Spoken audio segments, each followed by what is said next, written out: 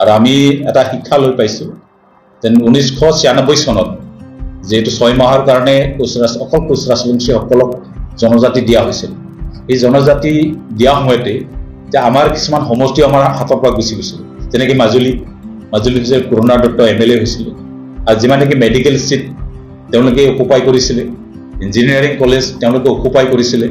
গতিকে আজি যদি ইয়াৰ বাদেও যদি সৰ্ববৃহৎ এই 6টা জনগোষ্ঠী মষ্ট পপুলাছ আৰু এডভান্স কমিউনিটি যাক কয়, তেওঁলোকক যদি আমাৰ লগত জাপি দিয়ে আমাৰ অস্তিত্ব সংকট হ'ব, এইটো নিশ্চিত। গতিকে আমি গৌৰ বিৰোধিতা কৰিছোঁ।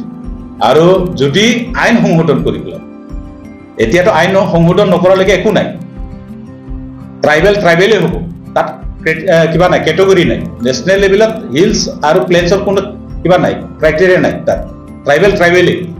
কিন্তু অসমত প্লেইনছ আৰু হিলছ আছে, কিন্তু তেওঁলোকে যদি ট্ৰাইবেল হৈ আহে তাত ক্ৰাইটেৰিয়া একো বিশেষ একো কিবা নাথাকিব, কোটা নাথাকিব, সকলো জনজাতি। গতিকে আইনটো সংশোধন কৰি পেলাই তেওঁলোকে যদি ভুকীয়াকৈ কিবা এটা ট্ৰাইবেল লৈ আহে আমাৰ ক'ব লগা নাই। আমাৰ ক'ব লগা এইটোৱে, আমাৰ এক্সিষ্টিং যিটো 14টা জনগোষ্ঠী আছে ট্ৰাইবেল হিচাপে, এই ট্ৰাইবেলবিলাকৰ একো ক্ষতি হ'ব নোৱাৰিব।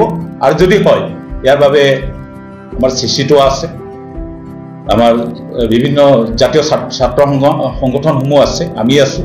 গতিকে আমি ইয়াৰ বিৰোধিতা কৰিম, লাগিলে আমি আইনীভাৱে ব্যৱস্থা ল'ম। আৰু তেওঁলোকৰ যিটো কিবা হয় ক্ৰাইটেৰিয়া লাগে, এইখিনি ফুলফিল নহয়। ক্ৰাইটেৰিয়া ফুলফিল নোহোৱাৰ কাৰণে বাৰম্বাৰ 8বাৰ তেওঁলোকক ৰিজেক্ট কৰিছে ৰেজিষ্টাৰ জেনেৰেল অফ ইণ্ডিয়াই।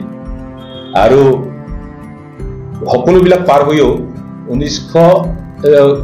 2019 চনত এটা বিধেয়ক উত্থাপন কৰিছিলে। এই বিধেয়কটো আমি সম্পূৰ্ণভাৱে বিৰোধিতা কৰিছোঁ।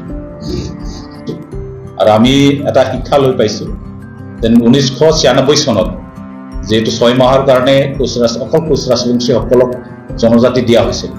এই জনজাতি দিয়া সময়তে যে আমাৰ কিছুমান সমষ্টি আমাৰ হাতৰ পৰা গুচি গৈছিল, যেনেকৈ মাজুলী হৈছে কৰুণা দত্ত MLA হৈছিলে, আৰু যিমান নেকি মেডিকেল চিট তেওঁলোকে অকুপাই কৰিছিলে, ইঞ্জিনিয়াৰিং কলেজ তেওঁলোকে অকুপাই কৰিছিলে।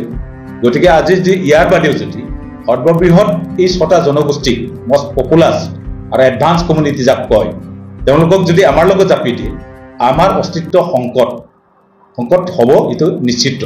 গতিকে আমি গৌৰ বিৰোধিতা কৰিছোঁ। আৰু যদি আইন সংশোধন কৰি পেলাই, এতিয়াতো আইন সংশোধন নকৰালৈকে একো নাই, ট্ৰাইবেলেই হ'ব, তাত কিবা নাই, কেটেগৰী নাই। নেশ্যনেল লেভেলত হিলছ আৰু প্লেইনছৰ কোনো কিবা নাই, ক্ৰাইটেৰিয়া নাই, তাত ট্ৰাইবেলেই। কিন্তু অসমত প্লেইনছ আৰু হিলছ আছে, কিন্তু তেওঁলোকে যদি ট্ৰাইবেল হৈ আহে তাত ক্ৰাইটেৰিয়া একো বিশেষ একো কিবা নাথাকিব, কোটা নাথাকিব, সকলো জনজাতি।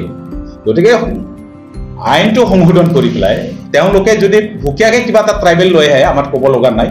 আমাৰ ক'ব লগা এইটোৱে, আমাৰ এক্সিষ্টিং যিটো 14টা জনগোষ্ঠী আছে ট্ৰাইবেল হিচাপে, এই ট্ৰাইবেলবিলাকৰ একো ক্ষতি হ'ব নোৱাৰিব। আৰু যদি হয়, ইয়াৰ বাবে আমাৰ CC2 আছে, আমাৰ বিভিন্ন জাতীয় ছাত্ৰ সংগঠনসমূহ আছে, আমি আছোঁ। গতিকে আমি ইয়াৰ বিৰোধিতা কৰিম, লাগিলে আমি আইনীভাৱে ব্যৱস্থা ল'ম। আৰু তেওঁলোকৰ যিটো কিবা হয় ক্ৰাইটেৰিয়া লাগে, এইখিনি ফুলফিল নহয়। ক্ৰাইটেৰিয়া ফুলফিল নোহোৱাৰ কাৰণে বাৰম্বাৰ 8বাৰ তেওঁলোকক ৰিজেক্ট কৰিছে ৰেজিষ্টাৰ জেনেৰেল অফ ইণ্ডিয়াই। আৰু সকলোবিলাক পাৰ হৈও 2019 চনত এটা বিধেয়ক উত্থাপন কৰিছিলে। এই বিধেয়কটো আমি সম্পূৰ্ণভাৱে বিৰোধিতা কৰিছোঁ।